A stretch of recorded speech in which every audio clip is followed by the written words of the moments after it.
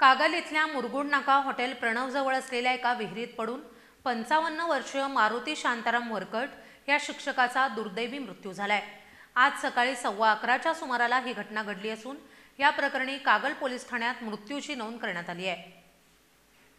कागल तालुक्यातील मुरगुड नाका हॉटेल प्रणवजवळ असलेल्या एका विहिरीत पडून 55 वर्षीय मारुती शांताराम वरकट या शिक्षकाचा दुर्दैवी मृत्यू झालाय।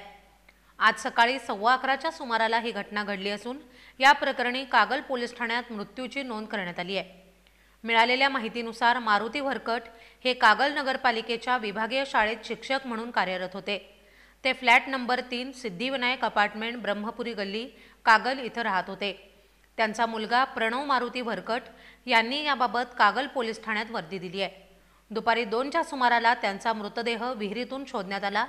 या घटनेची नोंद महिला police head constable AS Patil यांनी घेतली असून पुढील तपास सहाय्यक फौजदार डोईफोडे करतायत। या घटनेमुळे कागल शहरात हळहळ व्यक्त होतीये।